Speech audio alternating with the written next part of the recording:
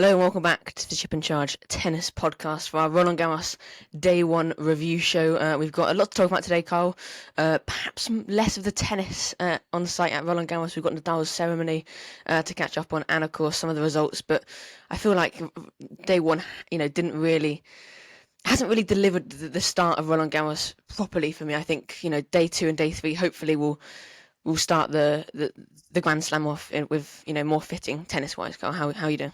Yeah, I'm really good. It hasn't feel like it's hit the same so far, but Yeah. it's still day one. We can't really expect everything to be incredibly perfect. Like, anyways, we've had the decent results of the matches that we want to see and we expected to see, and the results we've seen. So yeah, I think it's been really good. But obviously the main point with the tribute is a very big thing that we'll get onto soon. But yeah, I think I'm ready, and yeah, it's a nice morning. So yeah, let's get to it.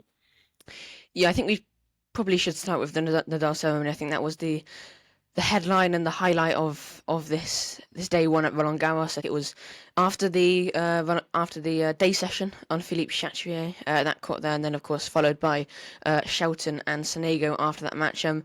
Nadal's kind of had his send-off officially was at Davis Cup, and he had a ceremony there. It was heavily criticised by a lot of people, that ceremony at the time. It was, including the people very close to Nadal, Carlos Moya and Tony Nadal. They both said that it was, I think they used the word stingy. It was not fitting for a champion like Rafa Nadal. And I think one of the only places where really that a ceremony could possibly be, the only place that a ceremony could be any more fitting is Rolland Garros. Like, this is where he's dominated the tournament, and he's had a few other send-offs in Madrid and in other places, along with Malaga for the Davis Cup, and you just felt he'd never really got the significant kind of send-off that someone of Rafa Nadal's caliber, and how much of a monumental impact he's had on this sport. And he's widely recognised by even people that aren't tennis fans as dominating Rolland Garros and being the king of clay. Like, he deserved a send-off here at Rolland Garros. Obviously last year he lost to Alexander Zverev. He got an awful draw there, and he never got that send-off because he actually hinted at before he stepped onto court that might not be his last ever time playing at Rolland Garros. And look, it ended up being his final ever Rolland Garros, and for him to come back here, I think overall, Carl, I think this ceremony struck all the right notes. I think it was very fitting for someone, as I said, of his caliber. Yeah, his standard, you more like to say. I think there was a lovely, incredibly huge crowd as well there on Philippe Chatrier.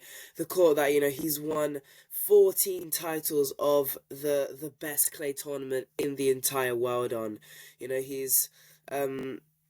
did go to Spain after the Davis Cup for a special farewell 6 months after that Davis Cup. But this is really where it all happened, because all his friends were there, his whole family was there, his rivals were there, and longtime friends as well, and a lot of Spanish people who really respected him and loved the guy. And so could not wait to see Rafa all suited up, getting on stage, and just talking for what was about 50 minutes of the ceremony, and just saying thank you and really being appreciated for all the love that he's had in the sport, which was so great to see.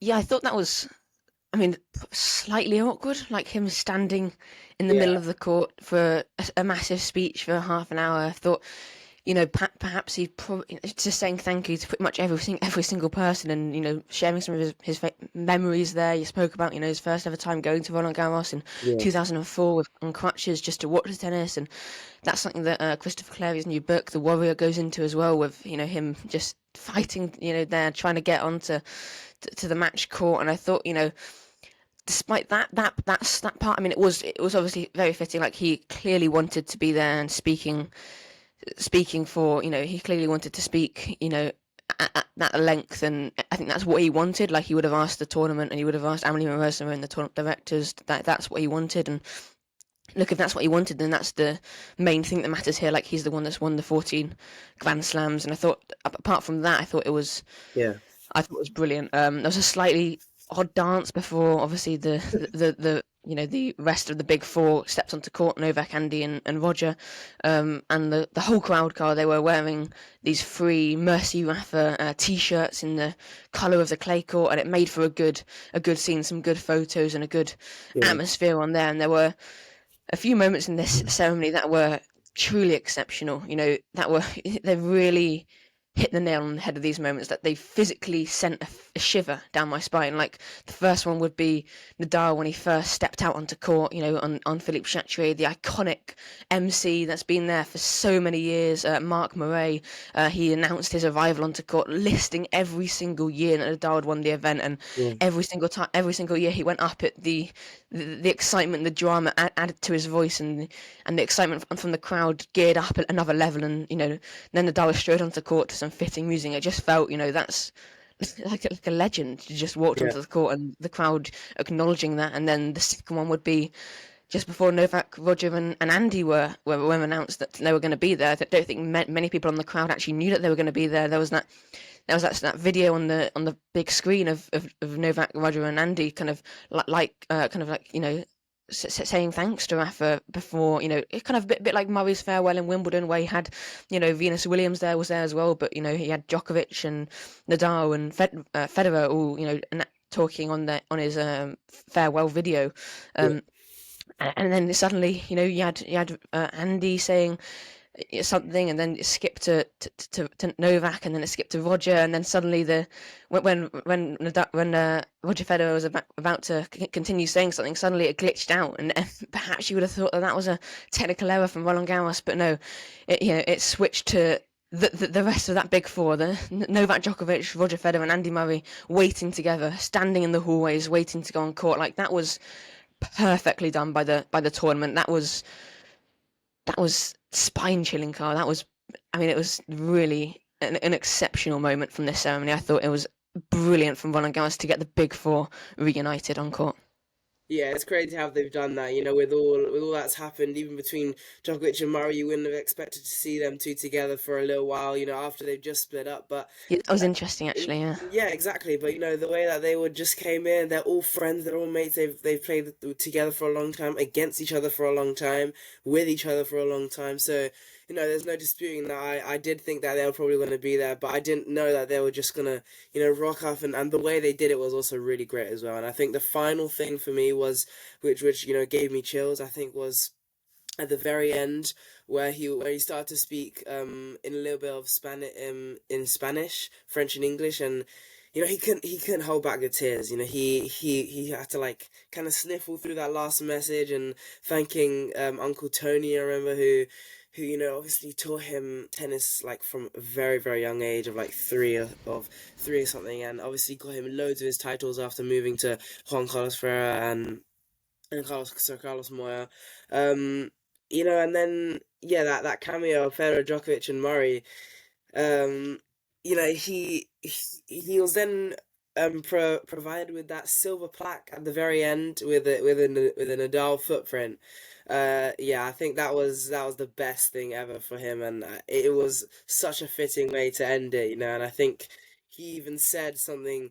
He even said he doesn't get these type of moments so often, and he doesn't really like it. But being the center of attention, he's just a great guy like that. But today, I think he definitely enjoyed that moment. Him being the center of attention on Philippe Chatrier, his probably his best court in his entire life.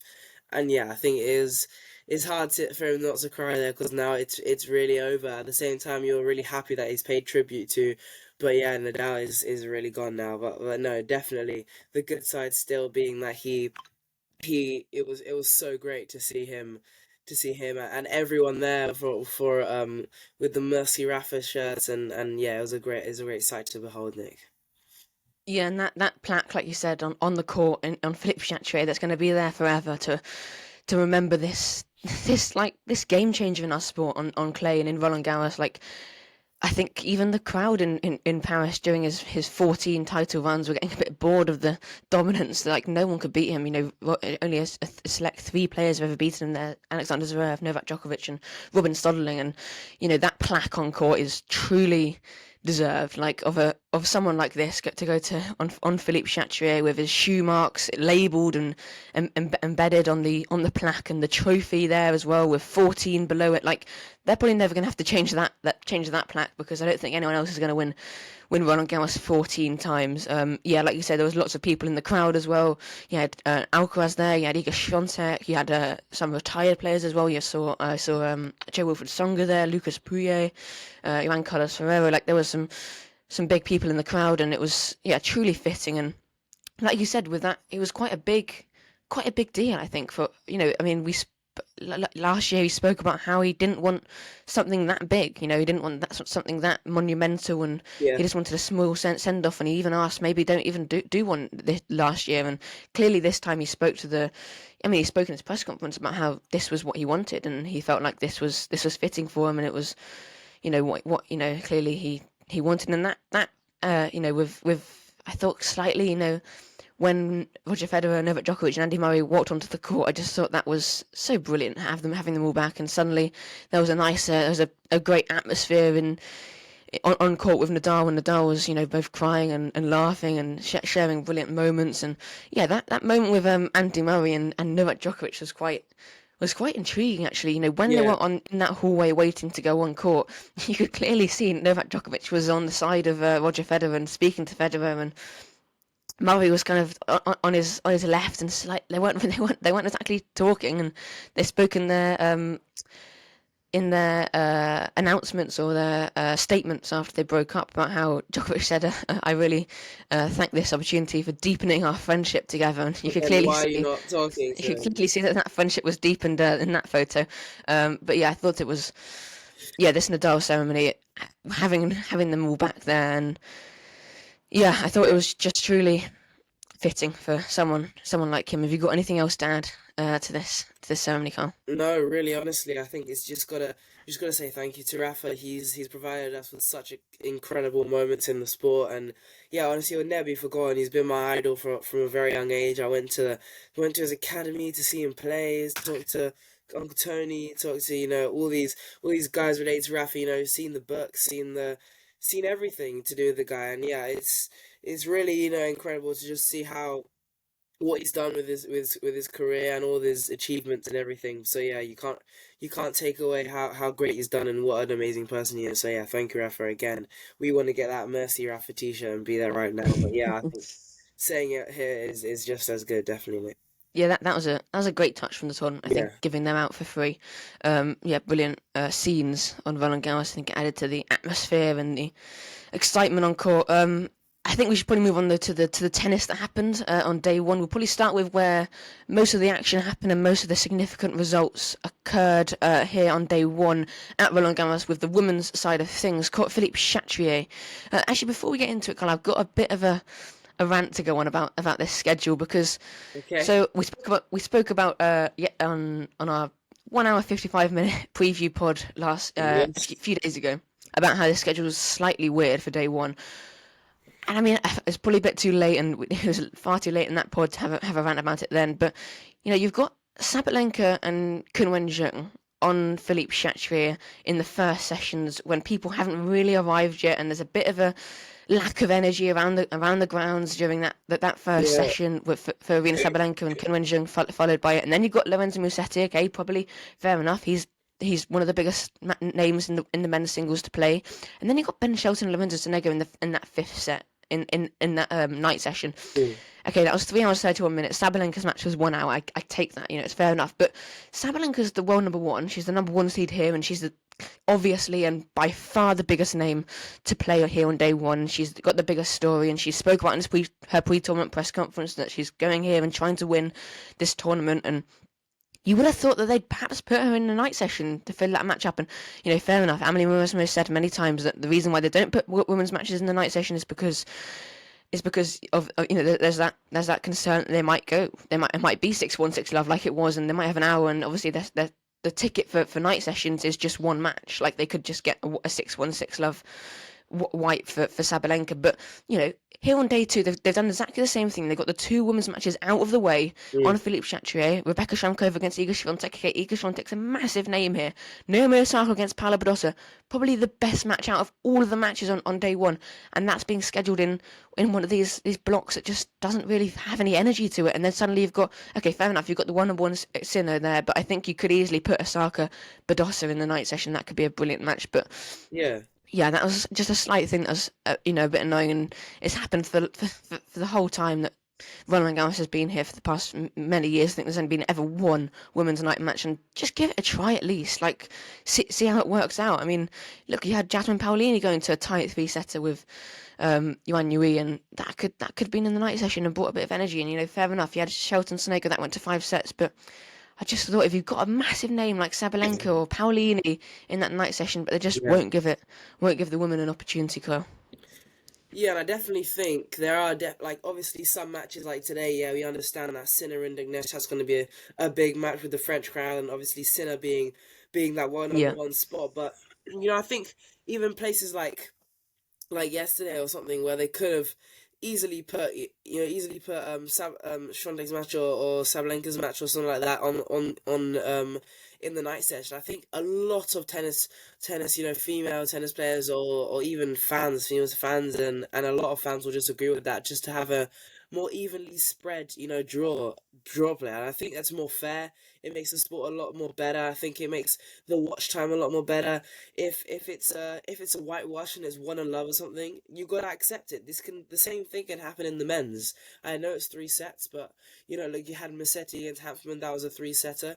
There was a lot of matches, TFO as well on that second Suzanne Lenglen court where he won straight sets as well, and that last match, even that Paolini and Yuan match, that was a very good 3-set match with Paolini winning in 3, but I think that definitely could have been played at the night session on that first court there, or maybe a bit later on. But no, I definitely think they should start to implement that a little bit more, because it just needs to be touched upon. I think there's a lot of men's matches that are played at the night session, and it might bring the hype, it might bring the energy, but there are still female amazing French tennis players that can bring the energy as well, and someone like Ostapenko or something that could be playing, or someone who just really takes it to the court and has a lot of energy. I think would definitely be fitting to put them on there, even just the top seed that everyone would want to see should go on that night session, because it's an important part of the day, definitely. Yeah, I mean, it's kind of both of these schedules at Rolland Garros always feel like, okay, we've got the 2 women's matches, let's get them out of the way on Philippe Chatrier, and let's start with the men's and deliver the main event. But yeah, with that rant out of the way, let's get straight into the results from day 1, starting probably with Aryna Sabalenka's win against Rakhimova. Nothing much to report from this for Sabalenka. It was a very routine performance, and she played extremely well. She took apart Rakhimova, especially on her return.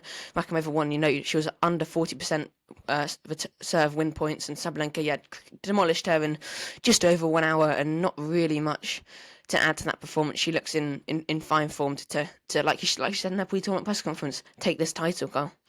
Yeah, you can just see from that match specifically, she is literally going in there and thinking, okay, well, I've just won that first match, send a message to all of my opponents in the whole tournament of the female game, just to show that I'm the first match of the day. I'm on the centre court, basically. I'm on the Philippe Chatrier court. I'm there. I'm ready, and I've taken the first one with an easy win. So I think this really throws a lot of confidence in Sabalenka's way, and puts a lot of pressure on the other players to get to that level, and to kind of focus on trying to beat Sabalenka, because that is everyone's main target right now, and she loves it. Yeah, she looks good. She's got she's straight into the second round. She's got enough time to prepare for that, and physically she looks brilliant on court, and ready to take this title, like she said. Someone else that looked very good on day 1, Carl, a slightly tough first round opponent we thought for Zheng Wen against Anastasia Pavlyuchenkova, someone that's always played well in Grand Slams.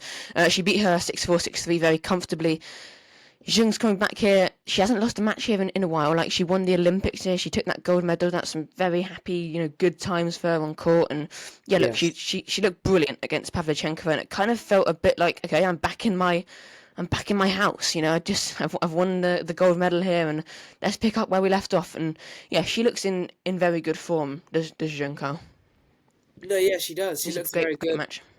Yeah, it was. I was watching a little bit of that first set, and I think Pavlyuchenko wasn't even playing too bad, but I think Jen had really stepped up her game. I think after that tournament in Rome, she thought back on some ideas and thoughts when she lost to Goff, and yeah, she changed a little bit of a few things. I think she was way more aggressive started off. She was moving into the court exceptionally well, getting into the boxes, coming into the net, volleying, finishing.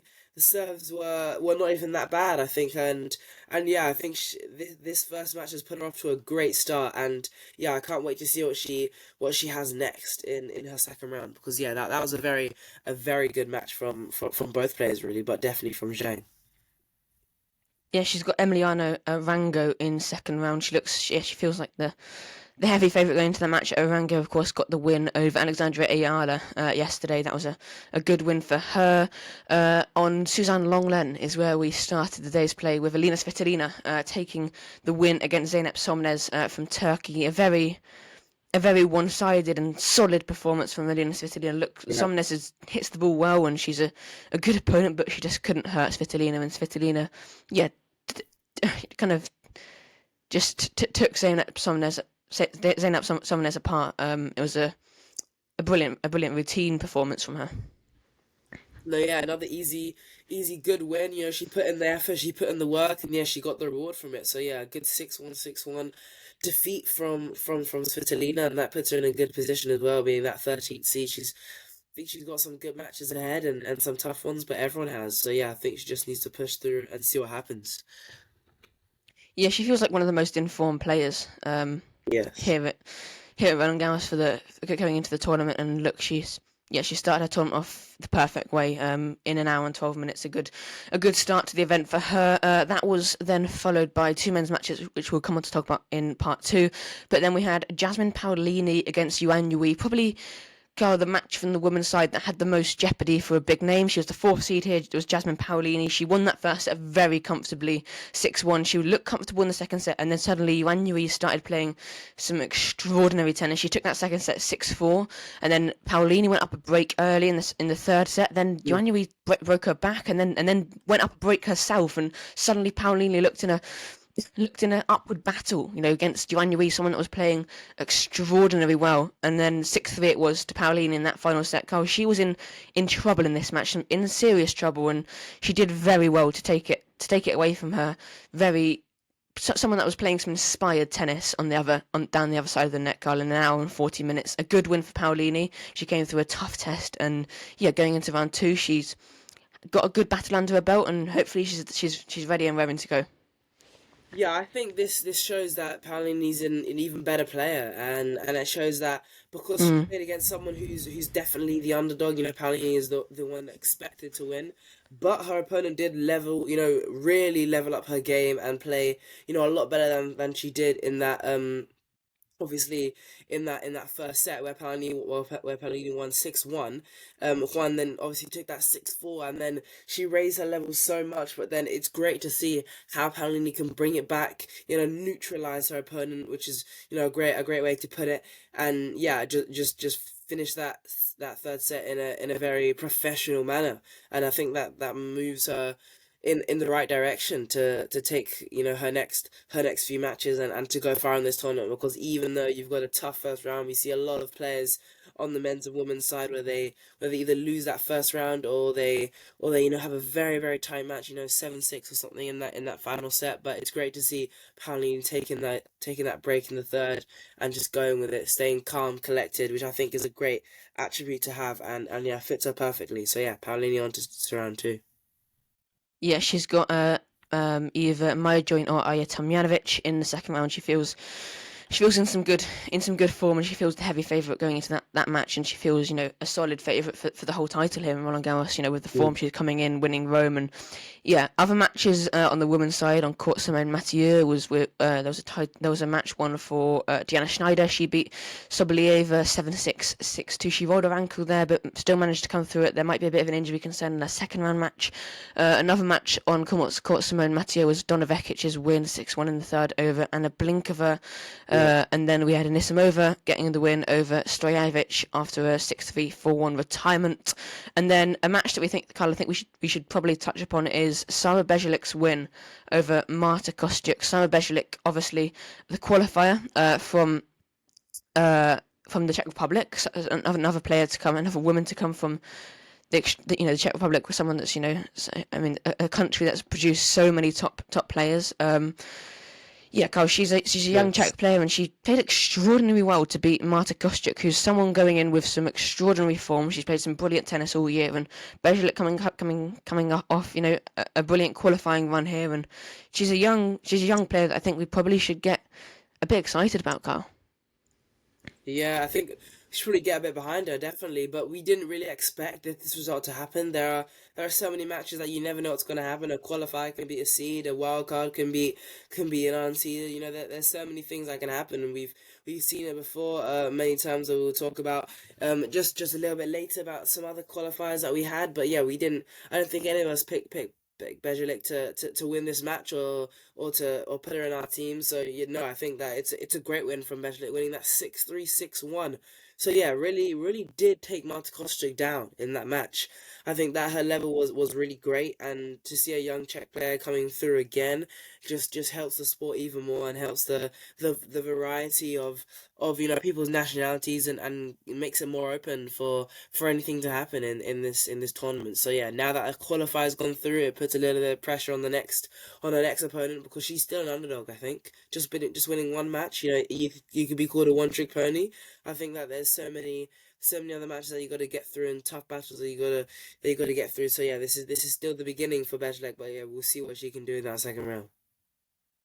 Yeah, she came through qualifying, as I said, beating number one seed Stara Steva in the last round at qualies 11-4. She also beat Shiba Hara 7-6 in the third set as well. So she's had a brilliant run in qualifying. She's 19 years of age, and yeah, she's someone to watch out for the rest of Roland Garros. A brilliant win yesterday over Marta Kostyuk. Another match I think we should probably touch upon is Eva Lees. She got a win over Peyton Stearns 6-love, 6-3 over on court 6. Carl, this was unexpected to say the least. Like, Peyton Stearns coming in off three third set tiebreak wins over Naomi Osaka, Elina Svitolina, and Madison Keys in Rome. She felt like a favourite to go deep in this tournament. I think in our preview pod we predicted her to have a bit of a run, and she's suddenly been stopped by someone that's played inspired tennis in the past few Grand Slams. Eva Lees, she went deep in Australia as a wild card, and she played some exceptional tennis to beat Peyton Stearns. So Peyton Stearns was slightly off her game, but still, nevertheless, that was a great win for the German.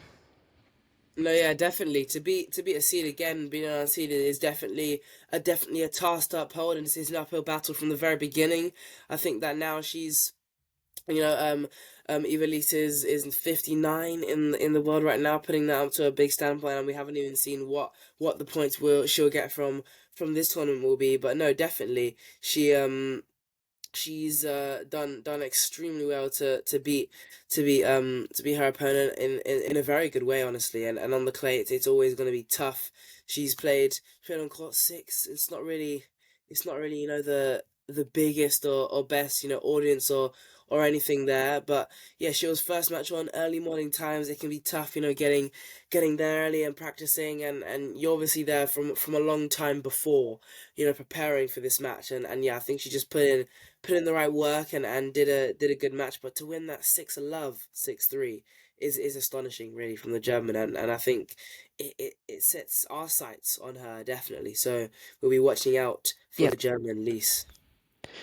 Yeah, an exciting name. Her opponent is the 18-year-old Canadian with Congolese descent, qualifier, 18-year-old Victoria Mboku, someone that we highlighted in our preview pod as someone to look out for. She beat Lulu Sun today on court 9 in an hour and a half, a match that I think we should probably touch upon because she was brilliant in this match, Carl. Oh She yes. was, she took Sun apart, and she played some extraordinary tennis, and she feels like someone that will be in Rolland Garros, and someone that will be in our sport for a while, because she feels like a very exciting, fun name out there. She's a qualifier from Canada, and yeah, she took apart Lulu Sun. She's got Eva Lise in the second round. That should be a very good match. Eva Lise against Victoria Mboku, an exciting match. We haven't seen much of Mboku before, and yeah, she's a brilliant tennis player, and an exciting one as well. Yeah, for her to just be 18 years old, Victoria Mboku has done an extremely, good thing to be able to get to this stage initially, and yeah, it's tough to get to this level at such a young age as well, and yeah, she's beaten Lulu Sun in the best way possible. I think it was obviously a tight second set, 7-6, 7-4 in that tie break, but you can't take away her level, and I thought, her playing on the clay and this first match, we'd all wanted her to win. We both picked her for our fantasy, a team.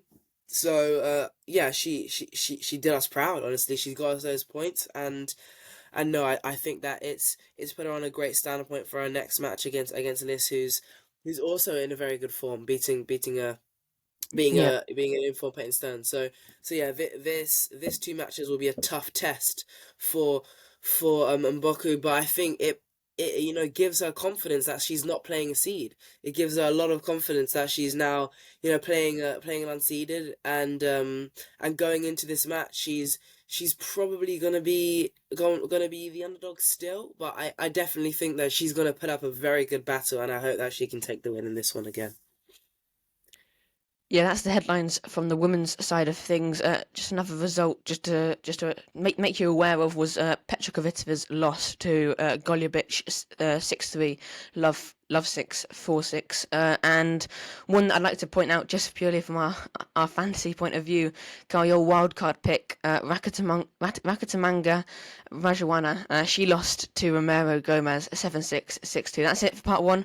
We'll be back in part two to look at the men's results and look ahead to day two at Rolland Garros. Ever dreamt of watching tennis without the faff, the dull change of ends, and the pointless time between points? With Time Crunch Tennis, you can make that dream a reality. Time Crunch was created because professional tennis has a major flaw in its format.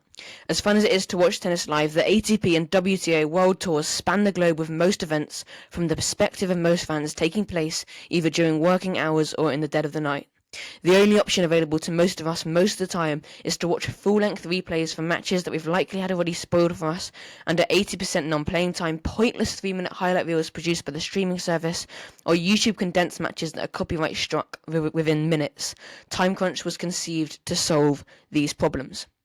So what actually is Time Crunch? Time Crunch is a browser extension designed for tennis fans who want to get more out of their tennis streaming. It's extremely easy to use and navigate. All you have to do is download it, sign in, and start watching. Time Crunch skips over downtime, so all you have to do is watch and enjoy. Matches usually become available within 30 minutes of the replay becoming available. Time Crunch will not only save you time, it will make the time that you do spend watching tennis far more enjoyable. So beyond this offer of condensed matches, Time Crunch also offers you several other features to improve your experience. These include match availability. The Time Crunch browser extension tracks which matches are available and which ones are being processed. Direct navigation. See a match you want to watch? Just click the title card in Time Crunch and get instantly routed to the match. And finally, notifications. Want to know when a match becomes available? Click the title card once to get an in-app notification, and twice to get an email notification when we're finished processing. Time Crunch is dedicated to increasing engagement and enjoyment in tennis, saving you huge amounts of time and increasing the quality of time that you do spend watching our favourite sport. So join us in revolutionising tennis streaming. To download and to sign in, head to timecrunchtennis.com. A link is, as always, in our episode show notes. If you've ever wanted more control from a racket but never found a suitable option on the market, the ZENATH 1 is the answer. With a unique head size of 115 square inches, it plays like a regular racket in other aspects, but the bigger string surface allows for a higher margin for error.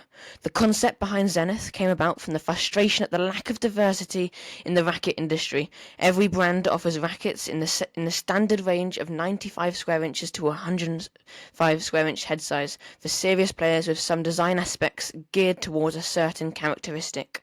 However, tennis rules allow for head sizes much bigger than this, and so the founder of ZENATH, Michael Gordon, took matters into his own hands, putting pen to paper. A design was drawn up and a supplier for some samples was found. After some fairly homemade home-drilled samples, the specification and design was finalised.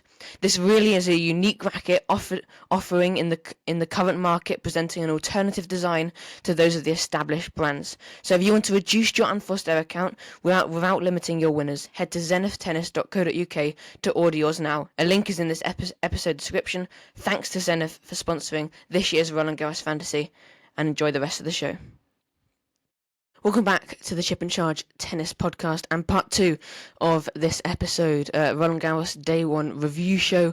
We've got the men's matches to cover, Kyle. I think on the men's side, I think this tournament's not really got going yet. Like, we've had some relatively big names through. We've had Mussetti's probably the biggest name, and you've had Tiafoe got a win, and Mpetchi Perricard for the French getting a win, but not really many big matches. I mean, Tommy Paul against Moller, that was a great match. Pretty cool, yeah. But yeah, this tournament's not really got going for day 1 on the men's side. Look, we'll look at day 2, and hopefully that then the tournament will really get underway. But we should probably discuss still the results on court. Philippe Chatrier, Carl, was where Hanfmann got a very comfortable win and a routine win against the qualifier Yannik Hanfmann 7-5, 6-2, 6-love in just over 2 hours. Kyle, for someone that's coming into this tournament as a potential favourite for the title, you know, someone that's been, a lot of people have predicted him to win this title. This feels like the perfect setup for that result for him and to go deep in this tournament, because he played some very, very good tennis to beat Yannik Hanfmann in the third session on Chatrier. Yeah. I think it was a good match from Mussetti. He definitely started, quite slow, quite feeling out his opponent, feeling out the court. It's a right decision to do when you've got 3 sets to win. But he still took that 1-7-5 with the break, and yeah, that just proves that he's still a good player, even if he's not playing 100. And then obviously after that, he did just run away with it. He found his level, he found the routine. Hanfmann couldn't live with Mussetti, so I think that's the main reason why Mussetti took away this win. And then in that third set as well, he just carried on rolling. Hanfmann had nothing to counter Mussetti's ability, the one-hander, his incredible level, his serve, his consistency. I think this really suits Mussetti, and I think that's predominantly why I've picked him for that fantasy level, to get him as far as possible. So yeah, that 6-love set really sends a message to his opponents. Yeah, the night session on Chatrier is where Ben Shelton got a 5-set win over Lorenzo Sonego. I highlighted this match to be a good one in our preview show, and it was a good one. Sonego was 2-1 up on Shelton, and then suddenly Shelton got his serve firing, got his forehand firing, and Sonego was still fighting out there and on court. And that 5th set and 4th and 5th set, Shelton broke away from Sonego. Like, it wasn't the highest quality of matches, but it was still a big win for Shelton, and you could see his reaction to winning as well. He really wanted this win; it meant a lot to him, and just overall good win for Ben Shelton, Carl.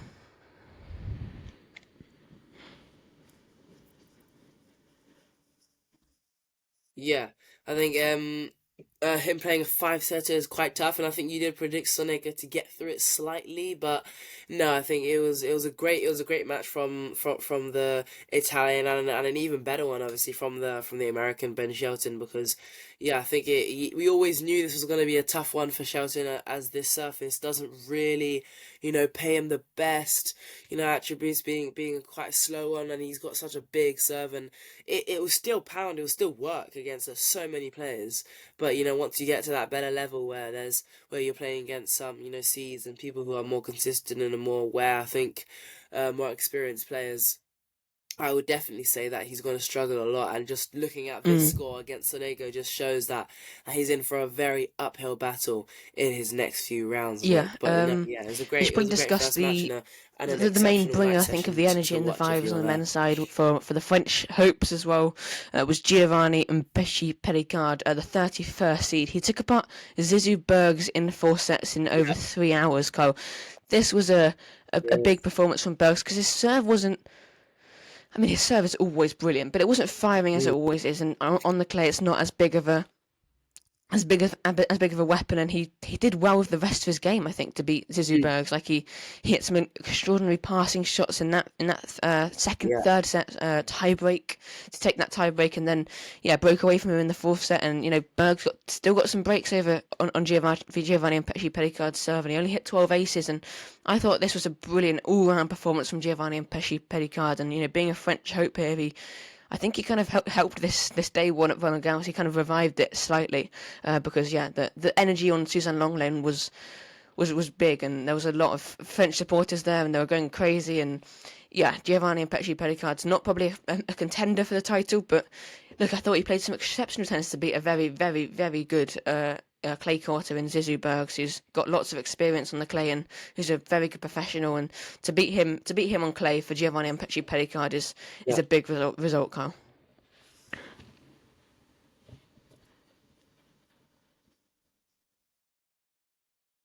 Yeah, I think he did play a quite a routine match as well. It was a tough one to lose a set, but I think still he got through the match. He did play out. I was seeing he played some very good ground strokes coming to the net as well, using the clay to rip it up. I think that really helped his game, and obviously the support as well made it just that much sweeter being that second match on. But no, Mpetchi Perricard in through to the second round. I think the French crowd will be on him definitely. He's playing against Zuma, who beat a lucky loser in another 4-set battle. So that'll be an interesting match. I think personally, Mpetchi Perricard can get through that one, and if he does, he might have to play Alcaraz, who is playing. Obviously the second seed, Alcaraz being the second seed, but I would say that Mpetchi Perricard has been playing well recently, and he's got his weapons. He knows what he needs to do best. So if he can keep that serve up, playing against a little bit of a better player in that second round, and carry on with the strokes, the groundies and volleys and everything. Tiafoe also got a win over Roman Safulin on court Suzanne Lenglen straight sets, and then on court Mathieu Cole, again a great match. This match was for Elmer Moller, his loss to Tommy Paul after winning that first set 7-6 to Moller. Then after that it was kind of a very routine for Tommy Paul, 6-2, 6-3, 6-1. Moller's an interesting player, Carl. I watched some of this match, and his backhand is absolute quality. He was running around his forehand to hit backhands, and similarly with Paul. Paul does that as well. Paul favours his backhand, so it was an interesting match from that perspective. And if you look at Elmer Moller's forehand, his technique is weird to say the least. Like, it's interesting. If you haven't seen Moller play, he's a very fascinating player to watch, and I'd highly recommend you going and checking out this match on maybe on highlights or something, because he was a lucky loser and he played some brilliant tennis in that first match. I thought this was a high quality first set, and then Paul broke away and showed his class in the final 3 sets, Carl.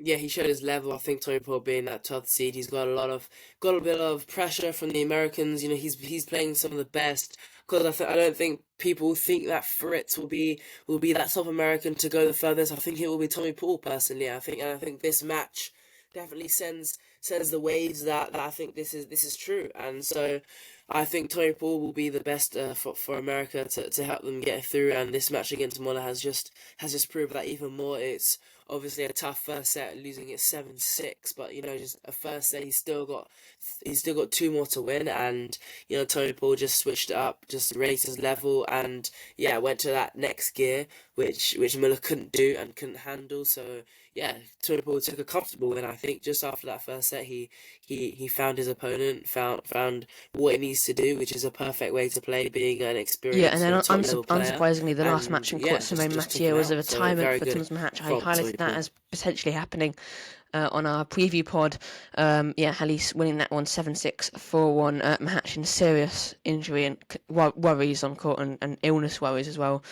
Court 14, a few results of note. Mariano Navona getting a 4-set win over Brandon Nakashima, and then my qualifier pick, Juan Manuel Cerundolo, beat the 32nd seed Alex Michelsen in straight sets very comfortably.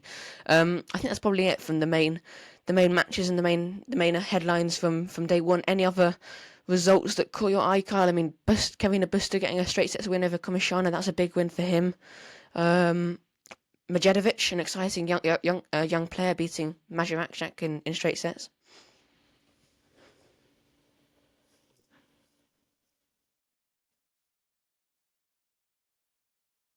Yeah, I'll say there were some good matches on all the courts, and even some to look out for in this bottom half. Apelka and Hijikata played as well. Apelka going through that one. I think it's great to see a player like that, going through it and just using his insane height to his advantage, which definitely played a big part in that win. And I would like to see him go far because I do like Apelka quite a lot. But no, yeah, I think the rest of the matches were quite routine from the big players. Like you said, Surrendler getting through Mikkelsen. Um, no, yeah, definitely a good first day, but I'll be Yep. expecting Yeah, a today lot seems to more from be, today, there and seems yeah, to be I a lot can't of big wait to names to see what's gonna on happen. day two. And we'll look ahead to day two now. On court, Philippe That's all. Chatrier, the day's starting with a women's match between Rebecca Shankova and Iga Świątek. Carl, who are you predicting?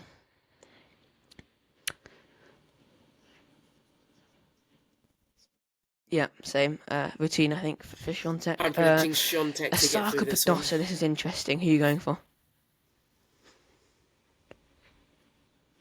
Yeah. Yeah, same. I'm going for Osaka. I think Badosa's got. I'm going for Yeah, Osaka. I think I'm going for Osaka. She's obviously yeah, your pick, so Osaka's. Yeah, Badosa's got some I wouldn't injury I concerns as wouldn't well. So expect you to pick with those. Atman Gasquet, the all Yeah, wildcard yeah, clash. she's your new fantasy. Potentially the last ever match for Richard Gasquet. Who's winning that one, Carl? Yeah. Yeah, I want Gasquet to win. I'll back Gasquet there. I think yeah, he's a same. great I player, think but Atman's yeah, going to be Atman tough, but I might think take Gasquet him. But might I want just Gasquet to use the win. I'll crowd to his stick with advantage and Gasquet. just play some ridiculous stuff, and it could be like a 5-setter and be destroyed for playing Sinner in round two. Yeah. Sinner though is headlining the night session. He's got Artur Hinderknecht. Carl, who you predicted for that match? Yeah. Who am I predicting? Yeah, it's got to be Sinner. It's got to be Sinner. First round for him. I think he's the most consistent player for the first round wins, Yeah, the and crowd yeah, will I get can't behind wait to see Rinderknecht, but I agree. I what he think does in Sinner's going to this come through in quite these in these comfortably. in these first rounds before Suzanne tournament, Longland's really. already got underway. It is 4-love to Jessica Buthath Monero over Emma Navarro already, the 9th season trouble. Carl, although we nearly know the first set result, she's a break point down again. Who do you think is going to win? Yeah. I think Monero's going to win, to be honest. She,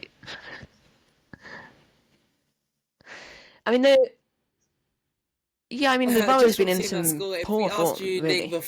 before the match had started, Especially on would the you have clay, said she's the same not thing? really the same player. But yeah. Yeah.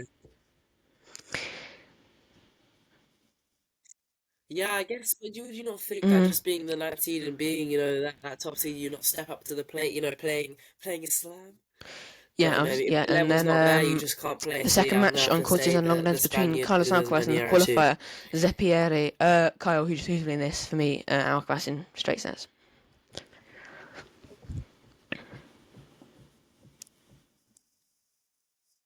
Yeah, Yeah, another I would say French player, Alcaraz lost straight Caroline sets. It's gonna be a Garcia. routine match for A him, bit surprised hopefully. she's not on And yeah, Philippe Chatrier because just this a could good be a her good win from last ever Alcaraz. match at Rolland Garros because she announced that before the tournament. She's got Bernarda Pera in the first round. Carl, I'm going to go for Caroline Garcia to get the win.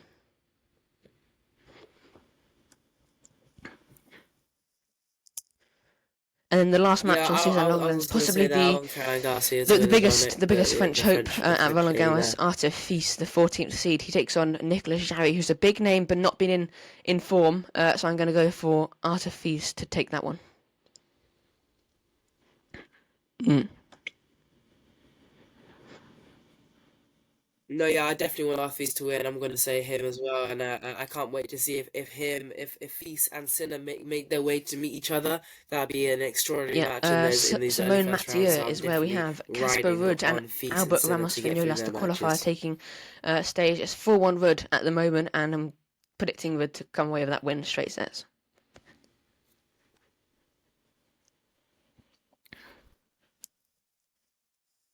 Yeah, I'm pretty worried as well. He hasn't been playing badly at all. You can't take away his level, even if he did lose to Sinner in that devastating match from Rudd. But he still played Yeah, well, and I and that's think he's followed still by playing well Altmaier right now. Fritz. And yeah, so Rudd to get through this one and It do is really well. interesting. Depends where Fritz is physically. I'm going to go for Fritz to This is just about take interesting. it, but Altmaier could be very difficult, Kyle.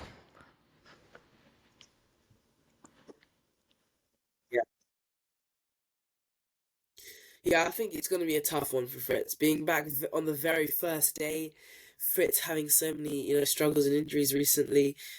But I just think levels wise, first round. I think first round Fritz will. I don't expect to see a huge upset today. It'll be interesting. Yep, and It'll be then very that's followed surprising by to the see Brit, if Katie Altmaier Bolter. can take out Fritz. But I'm going to say She's got the Fritz to take French this one today. qualifier Monet. I'm gonna go for Bolter to take the win. The crowd could get behind Monet, but Yeah, I was hopefully going to Bolter go for Brit Bolter. can pull away from the Hopefully she crowd. can get this one as Madison well. Keys, the Australian champion, she gets underway as well Yeah, on Simone Mathieu. She's playing Daria Saville, the qualifier in round one. Kyle, I'm predicting the Australian champion to win this one.